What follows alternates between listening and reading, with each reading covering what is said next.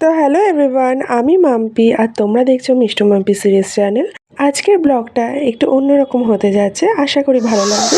আজকে আমাদের বাড়িতে জামাই আসবে, তারপরে পিসির ছেলেরা সব আসবে বলে এখন রান্না তোড়জোড় শুরু হয়ে গেছে। এখন অলমোস্ট 10:30 বাজে। তো আজকে এখানে রান্না হচ্ছে, দেখো বাবা বেরিয়েছে, বাজারে গেছে। সেখানে হচ্ছে মুগ ডাল দিয়ে, মাছে মাছে দিয়ে মুগ ডাল।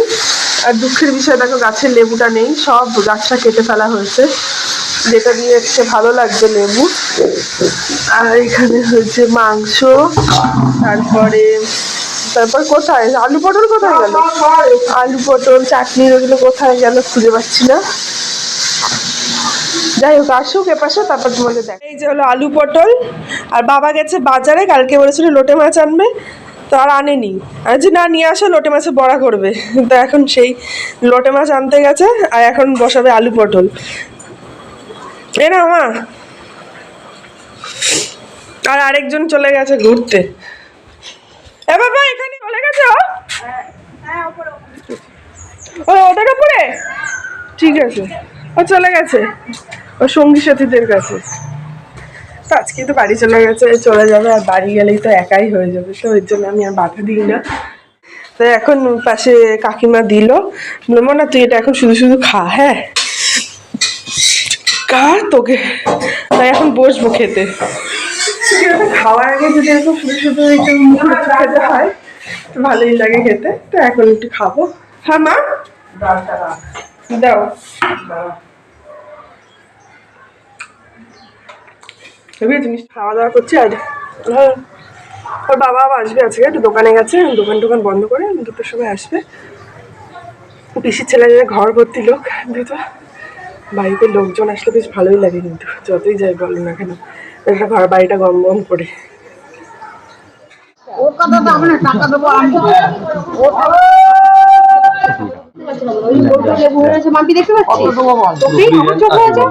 তো কুমড়ো শাক খেয়ে ঠেয়ে আবার একটু রাস্তার দিকে গেছিলাম, সবাই গাছ টাছ নিচ্ছিল, সেটা দেখছিলাম। এসে দেখি মা আলু পটলের তরকারি কষাচ্ছে। তো আর কি করবো, আমিও বসে গেলাম। আসলে মাকে একটু হেল্প করা দরকার, যদি খুব একটা হেল্প করিনি। এই তো আলু পটলের তরকারিটাই করছিলাম, চিকেন রান্না করছিলাম। আর সত্যি কথা বলতে এই কষানো টষানো করতে কিন্তু বেশ ভালোই লাগে। আর যেহেতু আমাদের বাড়িতে এই সুযোগগুলো আমি যেহেতু পাই না, তো বাপের বাড়ি গিয়ে একটু মাকে হেল্প করার সবসময় চেষ্টা করি। আর এখানে দেখো অলমোস্ট কষানোটা হয়ে গেছে। আর এরপর দেখো হয়ে যাওয়ার পর নামিয়েও দিচ্ছি। দেখতে কিন্তু খুব একটা খারাপ হয়নি, কিন্তু তেলটা মনে হয় একটু কম হয়ে গেছে। এরপর দেখো আর এরপর কি বলো তো, মা বলছে তাহলে তুই যখন বসেছিস তাহলে একটু চিকেনটাও কষা। তো তারপর মা চিকেন টিকেন বসানোর পর আমি একটু চিকেনটা কষিয়ে দিচ্ছিলাম। দেখো চিকেনটা কিন্তু বেশ ভালোই হয়েছে। আর সত্যি কথা বলতে আমাদের বাড়িতে কিন্তু সবসময় মটনটা হয় না। বাবা মা দুজনেই যেহেতু শরীর খারাপ, তো সেই জন্য মটনটা বলতে গেলে আসেই না। যখন আমার বর যায় তখন ওদের কোনো অকেশন পারপাসেই মটনটা হয়, মানে ডেলি বেসিস বলতে আমাদের চিকেনটাই হয়। আমাদের আবার এই বাড়িতে ডেলি বেসিস বলতে মটনটা, কিন্তু ওখানে সেটা একদমই হয় না। আর এখন আমার মারা সত্যি ভয়ও পায় যে মটন খেতে, আর সবসময় একটু মটন খাওয়ার সামর্থ্যও থাকে না। আর এখানে আসলে না আমি এখানে কষাচ্ছি, তার বোন পাশে দাঁড়িয়ে আছে, যদি আমার ভিডিওটা আগে তুলে নে তারপর তোকে একটা কষা দেবো। তো সেটাই বলছে, আর বলছে গ্যাস খাওয়াতে হবে না, আমি এমনিই তুলে দিচ্ছি। তো এটা যদি মা রান্না করতো তখন আমিও একটু বাটি নিয়ে যেতাম, কারণ সত্যি কথা বলতে এই মায়ের হাতের কষানো খাবারের মজাটাই আলাদা। তো আর কি করা যাবে। লোটে মাছে পড়াশোনা মোটামুটি হয়ে গেছে সব। তো বেগুন অল্প ভেজেছি, আর এখানে রয়েছে 2-3টা, আর কটা কেটে পরে ভাজবে, কারণ গরম গরম খেতে। এখানে একটা মাংস বাড়া রয়েছে, আর এখানে আলু পটলের তরকারি, বেগুন ভাজা, এটা কি বাবারে পড়ে টড়ে না যায়, ডাল, এটা চিকেন। বাপি, এটা তাহলে লোটে মাছের বড়াটা ম্যারিনেট করা রয়েছে, পরে ভাজা হবে। বাপি, তুমি জলপাই আনলে? তো এখন স্নান টান করবো, স্নান টান করে এখন যাবো, রেডি হয়ে মেয়েকে খাওয়াবো, তারপর বাবা আসবে, পিসিরা সব আসবে, তখন কথাটা বলবো। এখানে দেখো বাবা এসে গেছে। আর মানে আমাদের এখানে আসলে ও সবসময় ফোন করে, কারণ আমাদের এখানে না প্রচুর সাপের উপদ্রব। মানে আমি সেদিনকে রীতিমতো সাপের সামনে পায়ে পড়তে পড়তে আমি বেঁচেছি, কারণ একটা পা দিয়ে এগোচ্ছি দেখি সাপটা জাস্ট যাচ্ছে, বিশাল বড় একটা দাঁড়ার সাপ। তো সেজন্য ও আমাকে সবসময় ফোন করে আসে। আমি ভাবছিলাম আর এখন মা ভাবতে লেগেছে।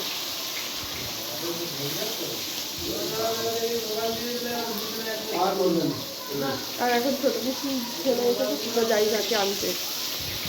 এবার এখন সমস্ত খাওয়া দাওয়া হচ্ছে, আর এখানে দেখো আমার বরের অবস্থা। ও যেহেতু মাটিতে বসে খেতে পারে না বলে ওর জন্য সবসময় একটা টুল রাখাই থাকে। এখন ছেলেরা খাওয়ার পর আমি বসেছি খেতে। এখানে দেখো মা চিকেন দিচ্ছে আর আমি বেছে বেছে চিকেন নিচ্ছি। সেটা সত্যি কথা বলতে সবসময় সেটা হয়ে ওঠে না, কিন্তু বাড়িতে গেলে এগুলো একটু আলাদা ট্রিটই পাওয়া যায়, যাই বলো তাই বলো।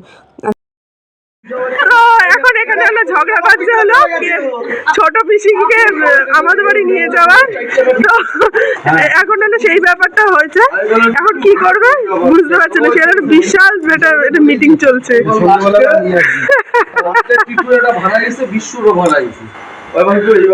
ফাইনালি আমরা ছোট পিসি তার ছেলে বউ এদেরকে নিয়ে আসতে সক্ষম হলাম। আসলে সবসময় ওদের বাড়ি যাওয়া হয়, কিন্তু ওদের আর আসা হয়নি। তো এবার যখন সুযোগ পেয়েছি তো না এসে একদম পারি না। তো রীতিমতো একেবারে হাইজ্যাক করে নিয়ে আসা হচ্ছে। তো যাই হোক, এবার একটু ভালোই একদিন মজা টজা হবে। ওরা এক রাতের জন্যই এসেছিলো। এখন সবাই মিলে গল্প টল্প করছে। এবং ভিডিওটা ভালো লাগে লাইক করে দিও।